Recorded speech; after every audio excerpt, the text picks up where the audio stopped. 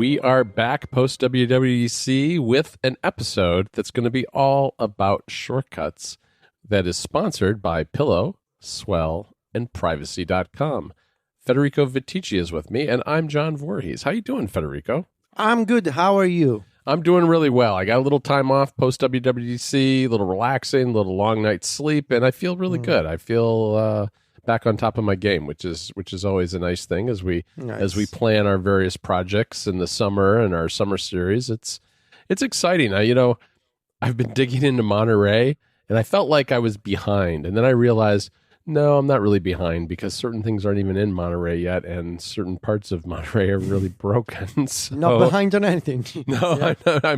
I'm actually ahead of the curve. I'm trying to do things that are really hard. I spent several hours the other evening trying to build complex shortcuts. Quickly realized that complex shortcuts were not a thing that, at least with what I was trying to use, were going to be possible yet in shortcuts for Mac. So I ended up falling back to trying to do more simple things and was able to accomplish something that way. And yes, there are bugs.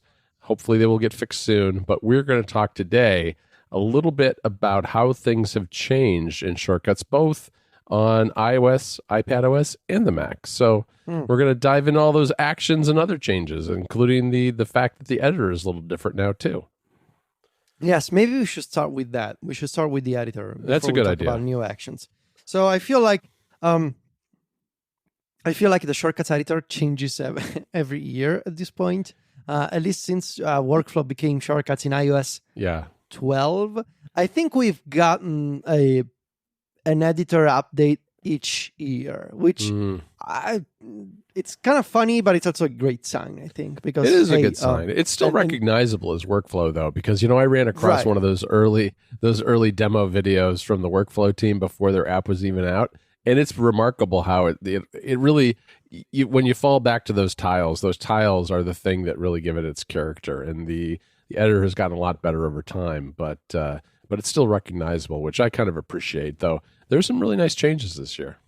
Yeah, which workflow itself looked like Automator, so made sense that it's still familiar and looks the same as before.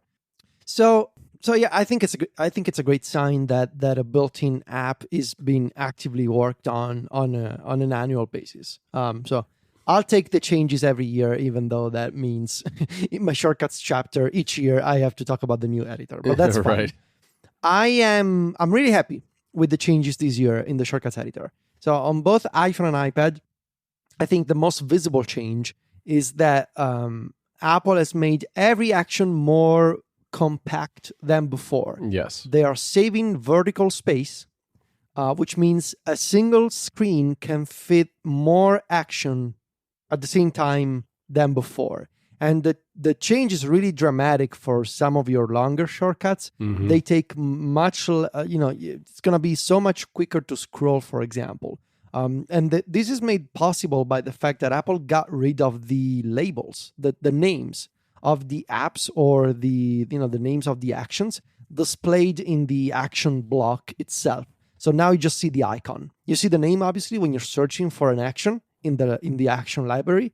But then when you drag it over to the editor, in the editor, you just see the icon, the little icon for the action. And if you tap the icon, you can see the info panel for that action with the name and instructions on how to use it.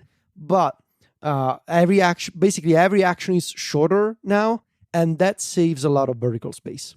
Yeah, I was gonna mention that show info option when you tap on the icon, because that's more critical now than ever before, and it's really nice that it's there, because one of the things I think sometimes confuses people who are new to shortcuts is that there's the name of the shortcut when you look at it in the directory, and then there's what it looks like when it's in someone's shortcut, where it has the parameters filled out, and as a result, it looks maybe like something different than what you would see in the directory.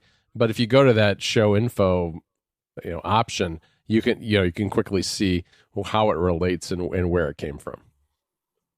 So I'm very happy with I was comparing on between iOS 14 and iOS 15 some of my shortcuts, and I can see 3 more actions on 15 compared to 14. And what's also nicer is that some of these actions they adapt sort of dynamically to the content that you put inside the action. So a good example of this is the text or comment action. So those actions have a text field, right? And before, the size of the text field was a fixed size. Right. But you can now, only see a couple of lines of text, I think. You could only see a couple of lines of text. But now the text field actually expands and adapts. So if you put in a couple of paragraphs of text in the text section, you can probably see all of it now because it becomes longer, right? So it adapts to the content that you put in the action itself, which I think is the right approach. It makes a lot of sense. I agree. You can now fold blocks of actions. So you can now collapse blocks of actions like repeat blocks or conditional blocks or menu blocks, which again makes it easier for you to scroll, right? It's a big deal for long shortcuts. It makes it easier to scroll those long shortcuts. Like I was trying to collapse blocks in MusicBot, which is comprised of 940 actions at the moment. Obviously, performance for those kinds of shortcuts right now in beta is a 1 little tough, yeah. It's a little tough. I can imagine because I've made some get around that. Yeah, I've made some shortcuts, and even those sometimes the dragging is a little flaky right now. But yeah, you're right. It does make a big difference from scrolling, but it also I think makes a big difference in terms of giving you more context for what you're building. Because if you have a really long, conditional block, it's sometimes hard to kind of see how the shortcut works because you get kind of lost in the conditional and don't see what came before or after. But if you can collapse it down, you can kind of see how it fits in with everything else that's around it. Exactly. Yes. So now you can collapse the block and you can more easily manage a long shortcut and see like what comes before this condition or what comes after this menu. Right. A thing worth keeping in mind is that folding, sort of collapsing of these blocks is not permanent. It's only temporary. So if you close the shortcut and reopen the shortcut, the block will be expanded again. Right. So that's worth keeping in mind. Our thanks to Pillow for the support of MacStories. More and more studies show that getting a good night's sleep can improve your health and well-being in more ways than you can ever imagine.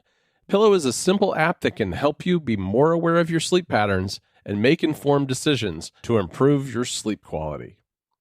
All you have to do is wear your Apple Watch while sleeping, and Pillow will track and analyze your sleep automatically, giving you a full report in the morning. If you want to use Pillow with just an iPhone or iPad, you can do that too, with the press of a button before going to sleep. If you have an Apple Watch, you can also get important information about your heart rate trends, variability, heart rate dip, and blood oxygen levels for each sleep session. You can even record sounds while you're sleeping, like sleep talking, sleep apnea, snoring, and other noises in the night that might be affecting your sleep. If your Apple Watch is a Series 6 or newer, Pillow will also display information about the intensity of sounds during each sleep session and give you a rating of that exposure. Another valuable aspect of Pillow is helping you make informed decisions about ways to improve your sleep. Pillow comes with a dedicated section where you can discover trends, get personalized insights, sleep tips, and easily compare your sleep metrics with your weight, steps, caffeine consumption, and other health metrics. If you want to wind down and relax before going to bed, or even listen to something throughout the night, Pillow comes with an expanding collection of sleep aid sounds, guided meditations, bedtime stories, and music produced specifically for sleep. Naps boost your focus, creativity, and overall well-being. If you're working from home, you can also take advantage of Pillow's power nap modes. Pillow can wake you up using your iPhone, Apple Watch, or iPad at the lightest possible sleep stage using its smart alarm feature. Starting with watchOS 6, Pillow's battery consumption is minimal too. Last but not least, Pillow is privacy-minded. All your sleep and audio data are encrypted and stored on your device and in your iCloud storage account using end-to-end encryption. You don't need to register to use Pillow. You can use it totally anonymously, and it doesn't collect or send your personal data anywhere else. Pillow is free to download from the App Store and comes with a set of great features that you can use for free every single day. If you want to try Pillow's premium features, there's also an option to start a free 7-day trial. Just visit pillow.app to get started. Again, that URL is pillow.app. Our thanks to Pillow for their support of the show. Also new this year, there's some changes to the variable picker. So there's a new, when you tap on an empty variable, there's a new pop-up menu that has clear buttons for like clearing a variable or choosing a different type for the selected variable. I think it's all much clearer than before. Oh, I think it makes a lot more sense. Yeah. It makes a lot more sense when you tap it. You see, okay, I can clear the variable or I can pick a different type. I can rename the variable. I think it's much nicer than before. And there's a new UI for picking the input types of a shortcut. So if you have a shortcut that you want to run, say, in the share sheet, right? That shortcut accepts input. Right. And now when you tap, first of all, the input type is shown in line within the editor. At the very top, you will see this box that says, this shortcut accepts, Safari web pages in the share sheet, for example. Mm-hmm. And you can tap that, and there's a new list of all the possible inputs that you can choose from. Some of them have icons, so you can see contacts and maps. It's all very nicely done. And there's toggles to pick and choose the ones that you want to enable or disable.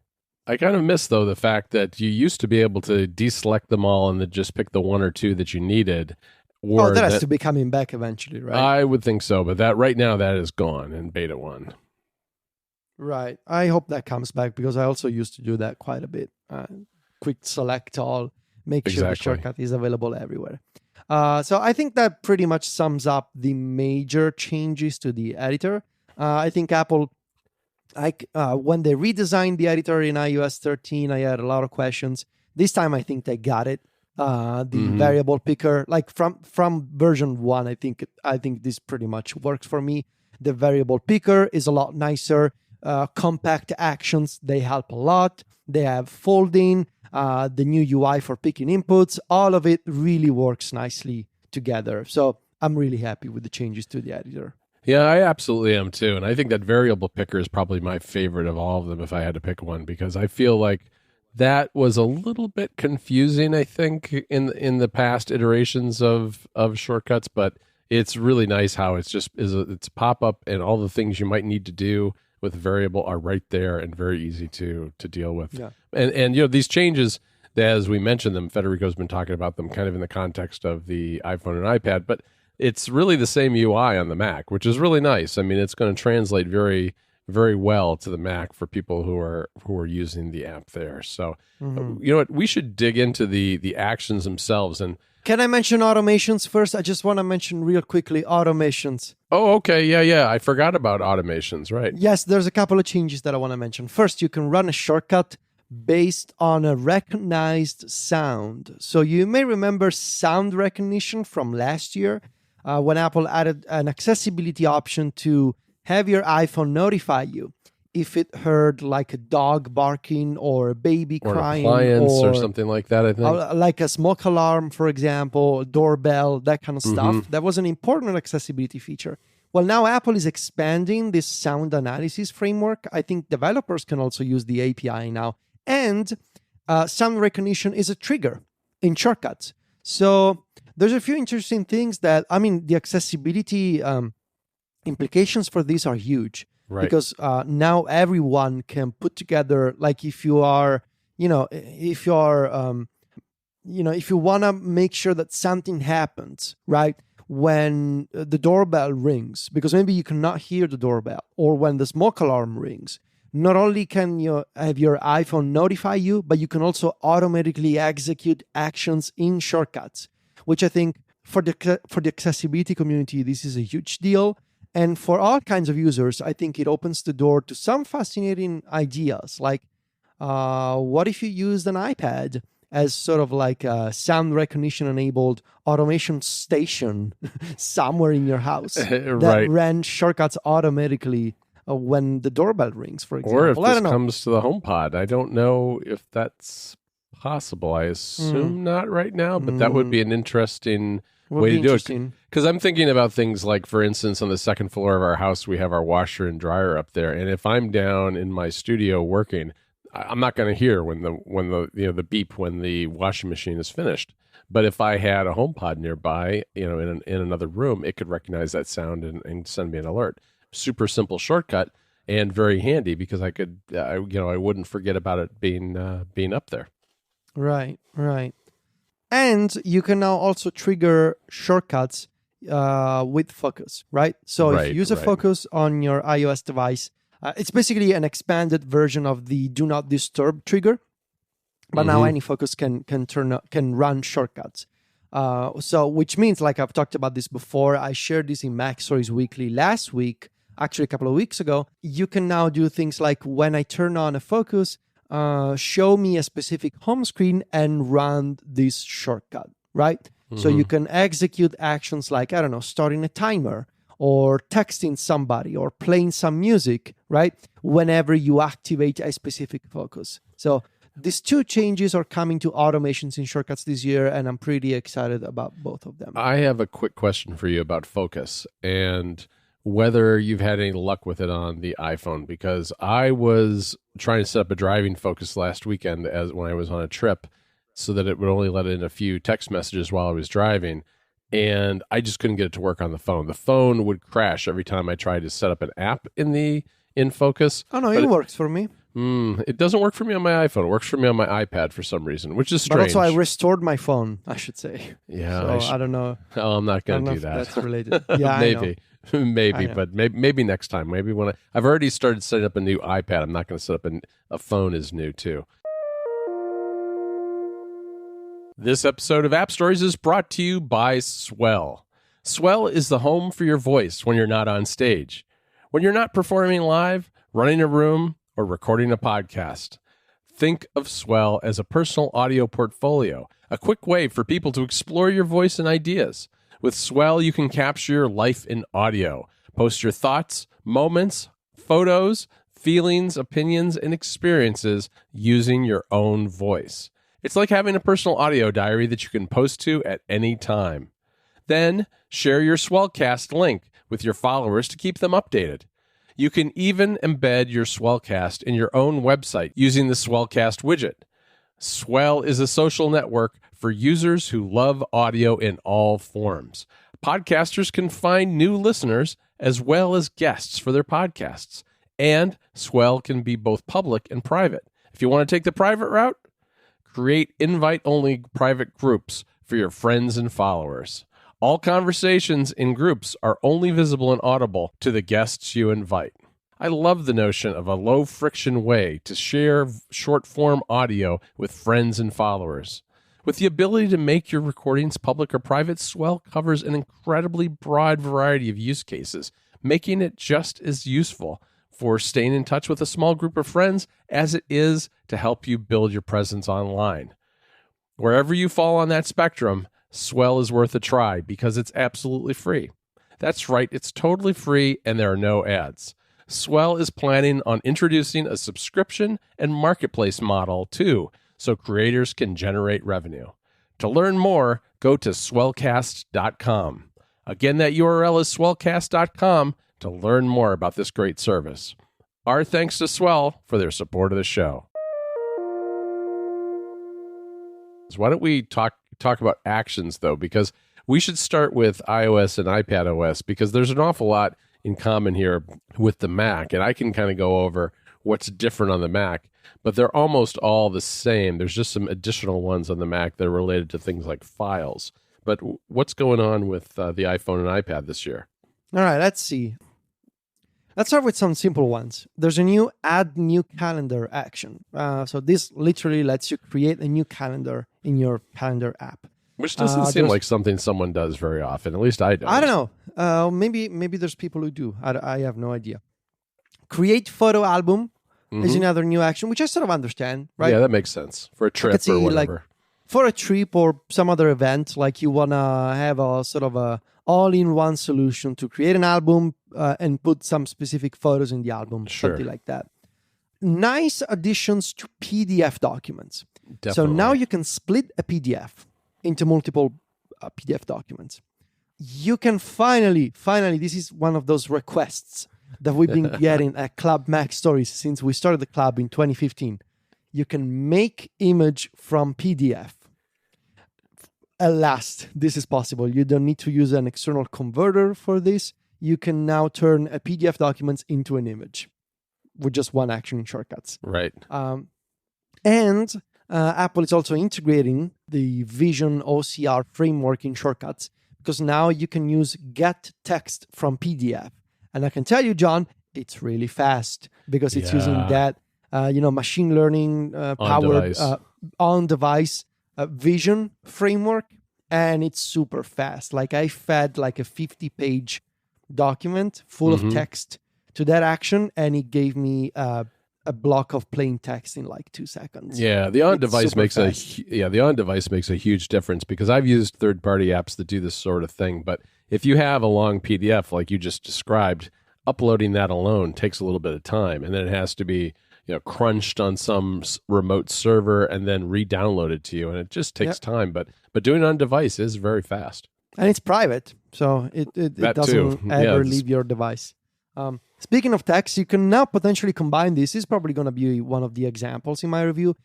You can make spoken audio from text. Right. What I'm thinking about is, and it's not working right now because the settings for speed and pitch are all funny at the moment. But once it's going to work, what I'm thinking about is a shortcut that lets you listen to, say, a PDF document, or maybe listen to an article from Safari. So do things like get the text of this PDF and let me listen to it, or get the text from Safari and let me listen to it, right? Maybe save that as a file somewhere. Like I'm thinking about it. Like I know that there's a lot of people who prefer to listen to articles, for example, because they like you can do that while you do something else. Yeah, like if you have a long commute or something like that. Yeah, exactly. So I'm thinking about making a shortcut for that. So really nice changes to PDF documents. Let's see. There's a couple of changes worth mentioning about multitasking and opening apps. So the open app action, which is an existing one, is getting a new slide over parameter. So when you run the open app action in shortcuts in iOS and iPadOS 15, well, I guess only in iPadOS 15 because slide over is an iPad only feature. So on iPad, you can choose to open the app in slide over, which is cool. Related to this is the new split screen action, which lets you open two apps side by side in split view. And you can even choose the ratio. So you can do 50-50 or 70-30 size for split view. So this is very cool. And when you combine this with being able to open an app in slide over, you can see how you will be able to put together shortcuts that sort of recreate a workspace for you, right? Like, I'm in, I don't know, podcasting mode. And when I have Google Docs, Twitter, and Discord open, on screen at the same time, you can do this with two actions in iPadOS 15. But I should say that the split screen action, right now, it's not really plugged in the multi-windowing system on iPad. So if you have an app that has multiple windows already open, you cannot say, yes, open Safari and Twitter, but this specific Safari window instead of this other one. It would be the last one you open, maybe? Shortcuts only picks up the last That's what I thought. Used one. Yeah, the most recently used one. Sure. And I kind of wish that you could actually plug into the multi-windowing system, because I know that on the Mac, Shortcuts has a Find Windows action that I believe does what I'm thinking of, like, let me pick a window from this app instead of, I think that's what it does at least. Yeah, there's a lot of interesting things on the Mac. One of the first things I tried with Shortcuts on the Mac was this split view type of thing. And because I was concerned that it was going to do the full screen split screen, but it doesn't. It tiles it basically, which was, I don't know if it'll stay like that, but I kind of prefer it that way. And you can pick, 50-50 or whatever it happens to be. And I've been playing around with that a little bit, because there's a lot you can do to kind of set up. These are the kind of things you could do for a long time with something like Keyboard Maestro, but you can do some neat stuff with just setting up your Mac, and you can open a bunch of apps and move things around and put things in different places, which I like a lot. Right. There's a few more I want to mention. So you can finally stop a shortcut. There's a new stop shortcut action, which lets you stop without exiting the shortcut. Also for power users, this is another nice addition. Stop and output. This is basically a debugging tool that lets you stop a shortcut and print the output of the previous action somewhere. And you can even copy the output to the clipboard. So this is very useful when you're building a shortcut and you want to double check the output from the previous action. You can now stop an output instead of having to do weird tricks like in the past, like copying the output to the clipboard manually and then showing an alert in the middle of the screen so that you could cancel the shortcut. Now you can just use the stop and output action. I'm going to be using this one a lot. So this, I want to save file management, as you can probably tell, for the very last thing I want to talk about. Okay. This next one is interesting because it's also something that Siri, in theory, will be able to do in iOS 15. Get on-screen content.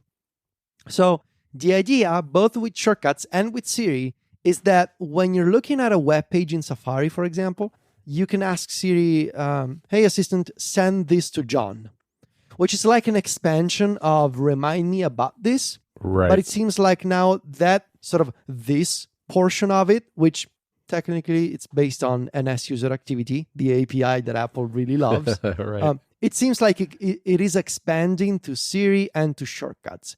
So the idea is that deep link, you will be able to do more things with it using Siri and using shortcuts. Now, it's not working for me at the moment, right. But I'm thinking of like, how could I use this? And I don't know, getting on-screen content, like, how is that going to be different from running a shortcut from the share sheet?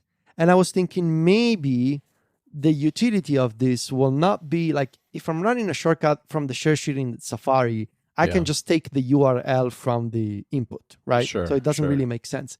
But what I think this will be useful for is activating shortcuts with Siri.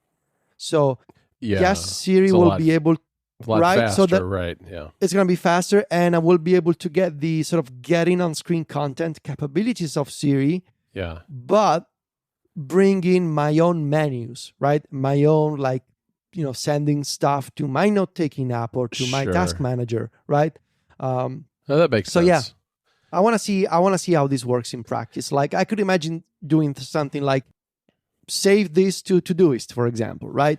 Yeah. And especially now that the share button is hidden, it makes it even more useful and helpful, right, to have that sort of thing, right? Exactly. And lastly, we mentioned this before in our WWDC special episodes, but Shortcuts is getting brand new files actions, including the ability to point shortcuts to any folder or file in your file system in any compatible file provider, meaning you can go outside of the sandbox in iCloud Drive /shortcuts, and you can work with any folder and any file provider you want.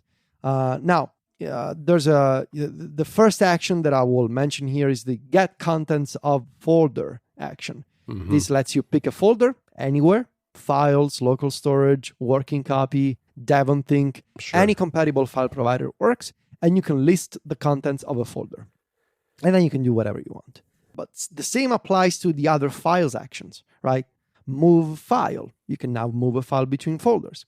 Open file. You can now pick any file you want and open that in shortcuts. Rename file. Select file. Same idea, right? There's going to be a parameter that you can pick, and you can choose the directory or the file that you want to open, and you can work with it.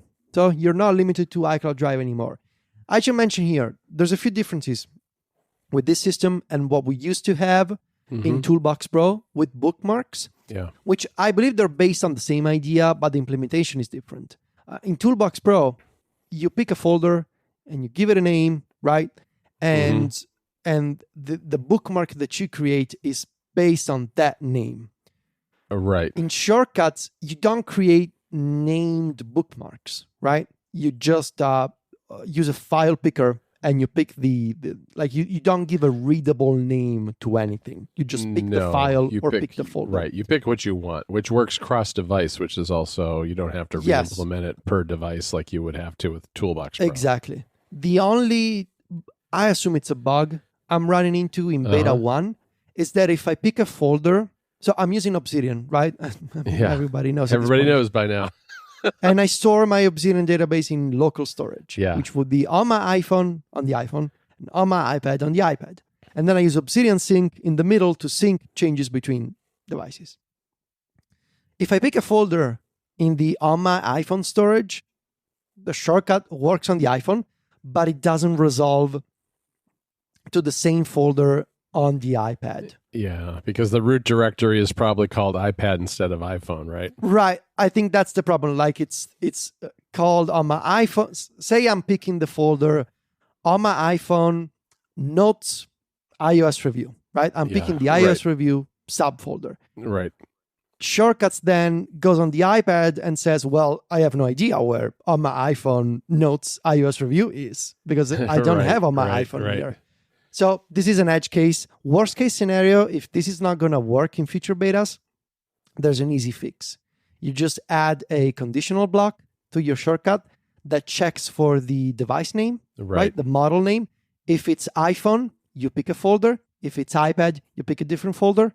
And you repeat this for all actions that deal with saving or retrieving files. You just add in some logic to make sure that you're picking from the correct source if you're dealing with local storage. Because this does not apply to iCloud Drive.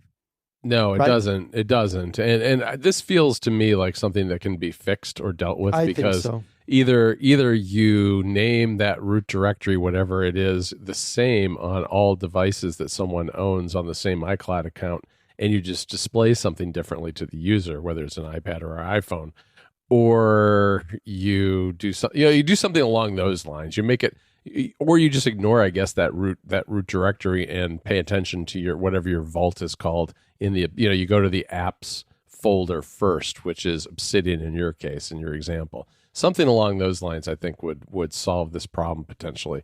But I hope that does get solved because I ran into that pretty quickly myself. Yeah. This episode of App Stories is brought to you by Privacy.com. I've always bought a lot of stuff online, but that only increased during the pandemic. And you know what? During that time, I explored a lot of different online retailers for things I normally would have just bought in retail stores around town. And you know what? That meant trusting my credit card with more websites than ever before. Some of them I wasn't entirely comfortable with either. And that's where privacy comes in because it can take away the worry of online shopping. Privacy is a tool that makes it easy to manage your financial life online while keeping your most important information secure. By generating virtual numbers, Privacy masks your bank information so you never have to worry about giving it out to people you don't know online.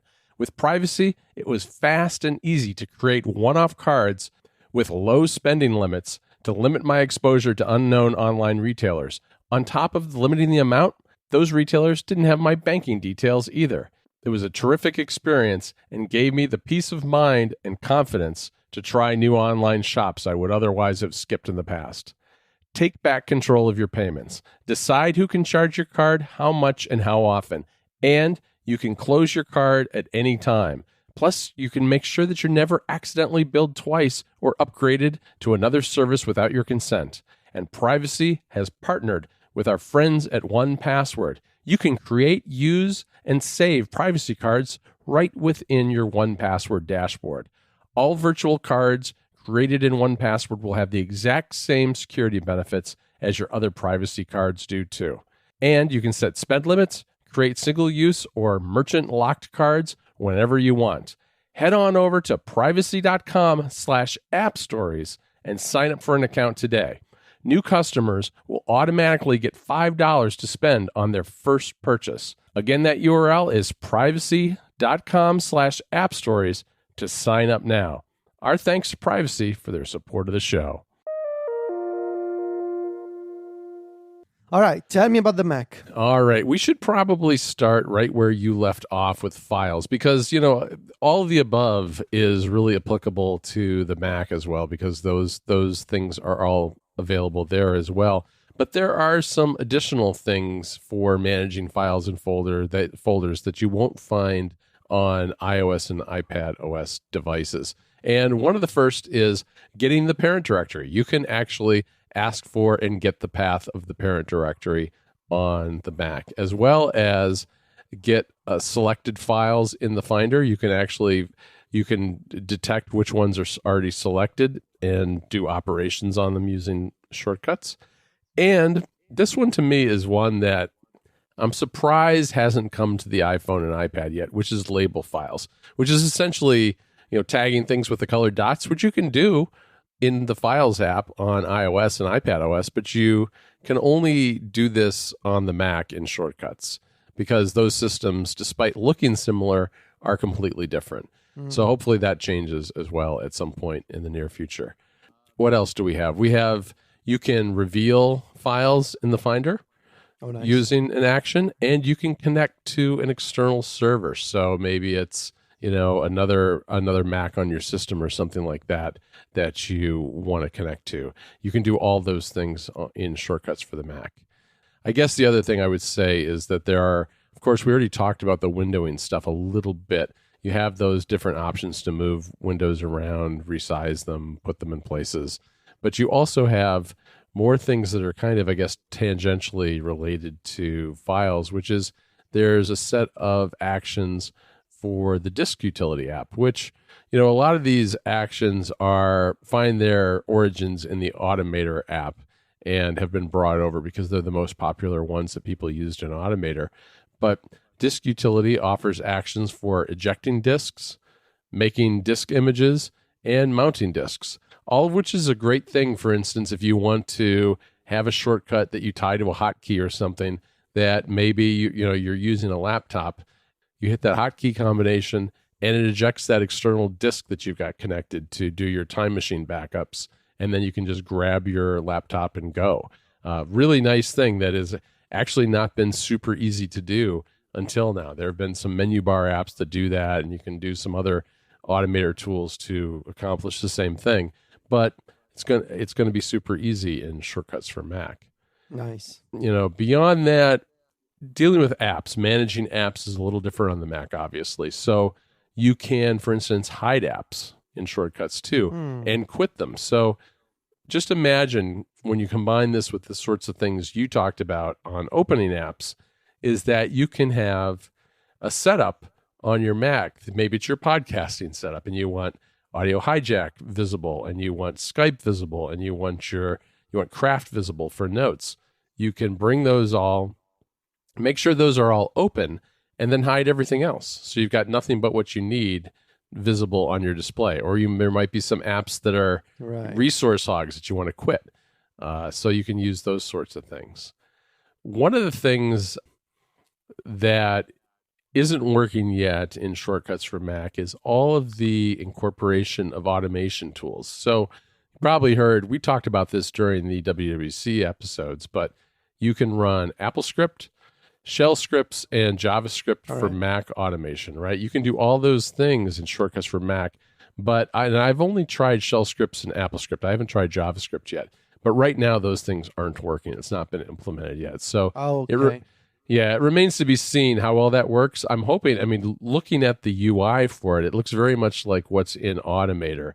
And what this allows, which is going to be pretty neat, I think, is that it will allow you to hook in any apps that support either any of those automation tools right out of the box before they even support shortcuts. So that's a really powerful thing that potentially gets shortcuts up and running and moving really fast right out of the box.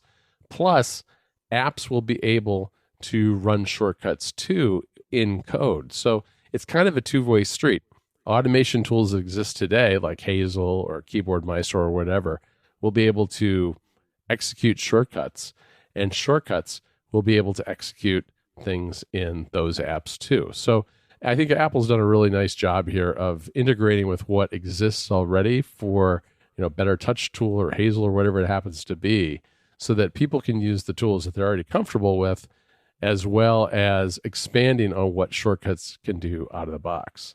Nice. Yeah, I think that's a really big deal, and especially the sort of the interoperability of all these automation tools, like the fact that automations can talk to each other, like shortcuts can talk to scripting systems, and scripting systems can talk to shortcuts. I feel like that's a really big deal, and it sort of it unifies the automation story on Apple platforms, and it doesn't cut out existing tools like Keyboard Maestro, for example, because if you think about it, thanks to what Apple has done here, Keyboard Maestro will become what Toolbox Pro is to shortcuts on iOS. Exactly. Meaning additional power user actions that integrate natively with shortcuts.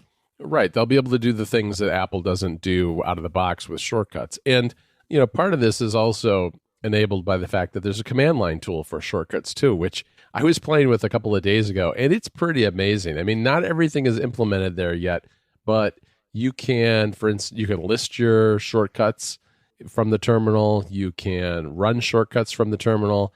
And eventually, although this is the part that's not implemented yet, you'll be able to sign them. And signing them is what you do if you want to. It's for sharing, essentially sharing shortcuts files so that your identity is tied to it. It's one of the security features built into it. So, all that is available. What else is there, Federico? I guess you can start your screensaver if you want to do that. Okay. Yeah, you can do that. Safari is a real mixed bag in beta 1 because I tried to do a lot of things. One of the things, you and I, you have a lot of shortcuts that do various things with web pages, and the get details from article and those type of shortcuts aren't working right now in shortcuts for the Mac. It says that the Safari reader isn't available, so hopefully that's coming. Right now, about the only thing you can do with Safari is a unique action that I think comes from Automator, which is get current URL from Safari. And what that does is without actually having to do anything in Safari, it just takes the active tab and gives you the URL for it. So that's that's definitely handy to have. There's not functionality, for instance, get all the tabs and pull all the URLs and create markdown links from it or something like that.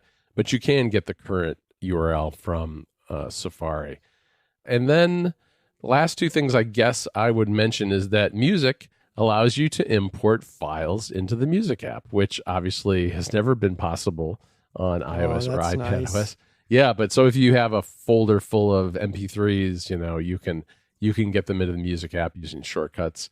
And there's actually a call action in FaceTime, which I'm not sure how this differs from what's in iOS already, but it is a separate action. So we'll have to see how that develops during the beta. But yeah, there's, so these are the kinds of things that you would expect that are different because they're different since the Mac does things a little differently, but they're all kind of core functionality that I think is going to make shortcuts really useful when it finally launches. A lot of this, people familiar with Automator will recognize an awful lot of this because a lot of these are the Automator actions that came over that way. So I'm looking forward to it. I mean, as I said, kind of at the start of this, I've been a little frustrated only because it's a little bit buggy at the moment, and certain things like the Apple script and shell scripting are not implemented yet.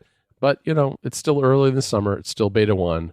We'll have beta 2 and the public beta very soon, and we will be able to recreate some of the things that we do because that's maybe the glass half empty perspective that there's things you can't do yet. The glass half full view of it is there are a lot of shortcuts that just work out of the box that I've had for years. So I can very easily create a long markdown list from an RSS feed and have those created in markdown and paste them somewhere. So there are a lot of things I can do already. It's just that there are a few things that aren't available yet. Yeah, I think we're going to have lots to talk about this summer. It's a very exciting time to be a Shortcuts Power user or a Shortcuts user in general. And I think there will be more changes to cover over the next few weeks. Right. So it's always exciting. I'm really happy that I'm really happy that this market is growing to welcome Mac users because I feel like Shortcuts on the Mac is already making the iOS and iPadOS version better. And that's what happens with this unified ecosystem that Apple has been working towards. Now we're starting to see the results. Like we're getting actions that were built for the Mac, but we're getting them on iPhone and iPad too. And we're all just one big happy Shortcuts family over here. So we're all happy. Definitely. And one of the first things I did, Federico, after WWDC is I contacted a bunch of the makers of the automation tools that we all know and already love on the Mac.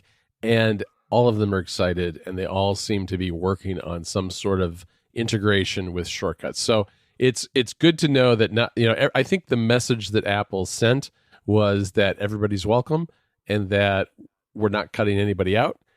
And that was clearly received by developers too. And they're working on implementations. So it's only going to get better from here because we're going to get a lot of interesting innovations from third parties too. All right, Federico, that's it for today. I want to thank our three sponsors again, Pillow, Swell, and Privacy. You can find the two of us over at MacStories.net. Federico is at Viticci on Twitter and Instagram. That's VITICCI. And I'm at John Voorhees, JOHNVOORHWES. Talk to you next week, Federico. Ciao, John.